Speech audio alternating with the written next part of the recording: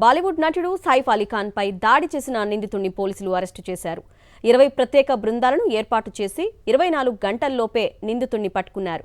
ఈ కేసు విచారణ సందర్భంగా కీలక విషయాలు వెలుగులోకి వచ్చాయి. దోపిడీ కోసం ఇంట్లోకి వచ్చిన నిందితుడు ఫైర్ ఎగ్జిట్ మెట్ల వద్ద చాలాసేపు వేచి ఉన్నట్లు గుర్తించారు.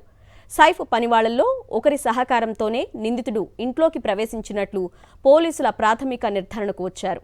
అటాక్ జరిగిన 30 నిమిషాల పాటు సైఫ్ ఇంట్లో ఉద్రిక్త వాతావరణం నెలకొంది. ఘటన జరిగిన సమయంలో సైఫ్ అలీ ఖాన్, ఆయన భార్య కరీనా కపూర్, 2 కుమారులు జహ్, తైమూర్తో పాటు 5 పనివాళ్లున్నారు. సైఫ్ చిన్న కుమారుడు జహ్ గదిలో ఉన్న కేర్ టేకర్ ఎలియామా ఫిలిప్ అర్ధరాత్రి 2 గంటల సమయంలో శబ్దం వినిపించింది. జహ్ వైపు ఓ వ్యక్తి రావడాన్ని గమనించిన ఆమె అతన్ని ఎత్తుకొని బయటకు వెళ్లేందుకు ప్రయత్నించింది. ₹1 ఇవ్వాలని డిమాండ్ చేసిన నిందితుడు తన వద్ద ఉన్న హెక్సా బ్లేడ్తో ఫిలిప్పై దాడి చేశాడు. గొడవతో మేల్కొన్న సైఫ్ అలీ ఖాన్తో పాటు కరీనా కపూర్ అక్కడికి చేరుకున్నారు. వెంటనే నిందితుడు సైఫ్ పై కూడా కత్తి, హెక్సా బ్లేడ్తో ఆయనపై 6 చోట్ల దాడి చేశాడు. ఇదే సమయంలో మరో కేర్ టేకర్ అలారం మోగించడంతో పాటు నిందితుడిని గదిలో బంధించేందుకు సహాయం చేసింది.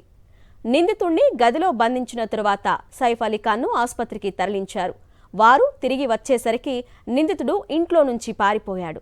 నిందితుడు పారిపోతున్న దృశ్యాలు 6వ అంతస్తులోని సీసీ కెమెరాల్లో రికార్డయ్యాయి.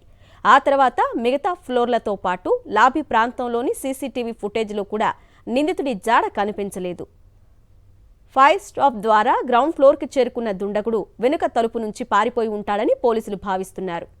నిందితుడిని పట్టుకునేందుకు 20 ప్రత్యేక బృందాలు ఏర్పాటు చేసిన పోలీసులు దర్యాప్తును ముమ్మరం చేశారు.